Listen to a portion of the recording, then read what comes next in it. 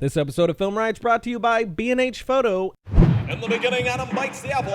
In 1903, the first narrative film is made. In 93, Spielberg says F you to evolution. And in 2009, Film Riot is released to the world. Want to be a filmmaker? Well, so do I. Let's figure it out. We're going to be following Trying Films from pre to post-production as we make our latest short film, Tell. Along the way, we're going to be showing you how to accomplish great effects with little to no budget. And every now and again, we'll be jumping over to Full Sail University to get you advice from the pros. So grab some popcorn and get comfortable. This is Film Riot. Welcome to Film Riot, the show that takes the mystery out of the effects and techniques to go into some of your favorite Hollywood films. I'm your host, Ryan Conley. Hey, guess what? That's right, I got an email. Hey, Rye Guy, Superfly Guy. I see. I think the only way to read an email written so groovy is to read it equally as groovy. Hey, Rye Guy, Superfly Guy, I've been loving on your episodes. But I had an idea that the CNN is a DSLR episode. So here's how I send my email on your next show. Because I love you guys, I love you guys, I love you guys. I think that worked out well. Good choice, me.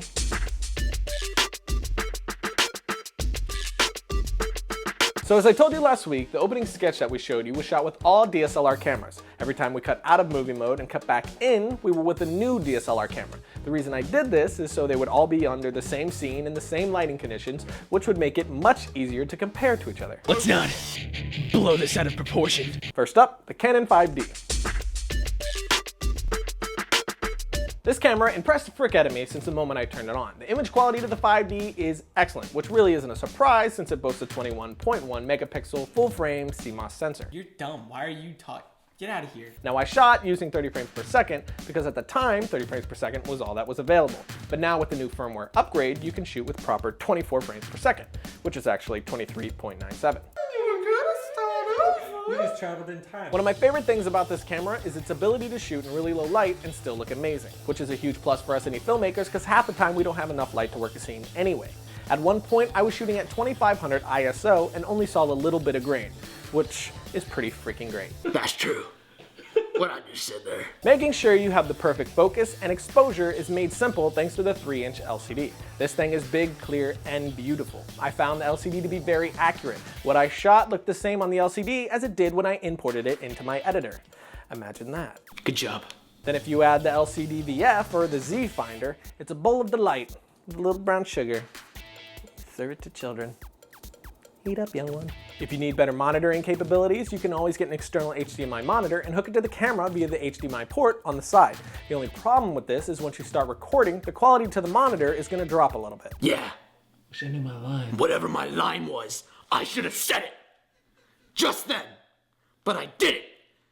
Because Ryan didn't tell me what they were. Other need-to-know ports on the camera is the AV jack so you can connect external audio, and of course the output to your computer in case you're going to use the camera instead of a card reader. The menu is easy enough to navigate. I found myself moving around it as if I had the camera for weeks in just a few days. And all your manual functions are on the same page as well, so it's easy enough to select and change your ISO, shutter speed, aperture, and white balance.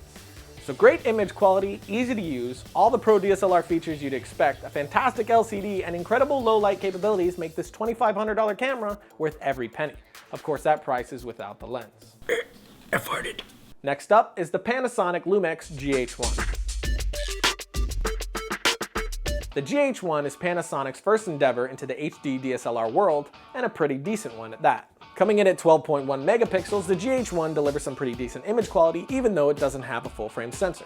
The camera does 1080p at 24 frames per second, and unlike other DSLR cameras, it has a vari-angle LCD, meaning getting some of those harder angles is made a little bit easier. Are you kidding me? The LCD itself is pretty decent, but I found it a little more difficult to set exposure and pull focus in some low light settings with this one. The stock lens is pretty good. It seems to be nice and sharp. It also has an optical stabilizer and autofocusing in video mode, which is great when you're doing run and gun shooting.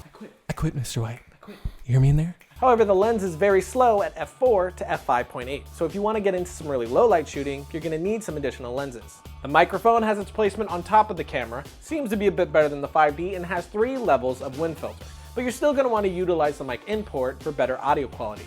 The menu system was also just okay. It felt a little consumerish and a bit confusing at times, but I'm sure I would have gotten used to it after a while.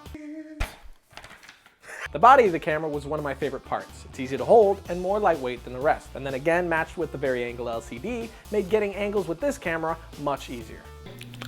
So, lightweight, vari-angle LCD, full 1080 recording, 24 frames per second, and autofocus during video mode make the GH1 an above-average DSLR camera. But then when you throw in the fact that it's only $1,400, it gets way more impressive. I don't know my line. Patrol, gotta expose all the plights of the ghetto. Trouble childhood's memories can't let go. Screams of the innocent echo through the heart.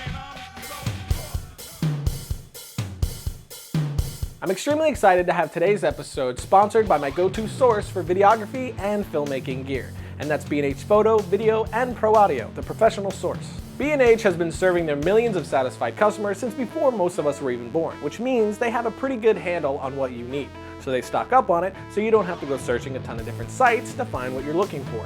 Their intuitive website and enormous store are like Disneyland for the creative enthusiast, and they have a selection of over 235,000 items in video, photo, and pro audio gear. Sounds like heaven. They also carry an assortment of computer equipment, accessories, and top-of-the-line home entertainment gear so you can watch films in the same high quality that you make them. So I've been planning on putting together a few gear lists for you guys for some time now, but now with our partnership with B&H, it's on a much greater scale than I could have even hoped. So now if you go to our revision3.com deals page, you'll find 6 different gear packages, 3 different levels of filmmaker, and 3 different levels of DSLR filmmakers. Each one is based on budget and experience. Now I worked on these lists for a few days to try to make them as inclusive as possible, but I'm going to continue to add to them as we go along, so make sure you keep checking back to the revision3.com deals page for more great gear selections. And that's my review of the Canon 5D and the Lumix GH1. And next week we're going to get to the Pentax K7 and the Nikon D5000, both of which are a little more low budget friendly. But until then, you can email me at filmryan@revision3.com, follow me on Twitter at twitter.com/Ryan_Conley, and of course don't forget about the Facebook. And I'll see you next Thursday. I needed to do. I didn't do, but I tried to.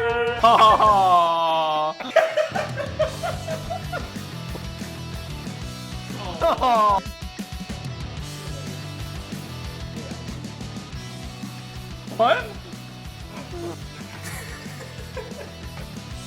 Good. I'm glad.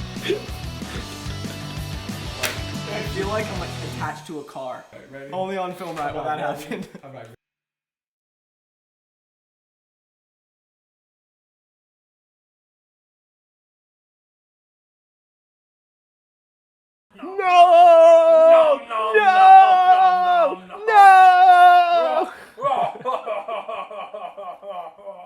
This is like you're not allowed to run the camera.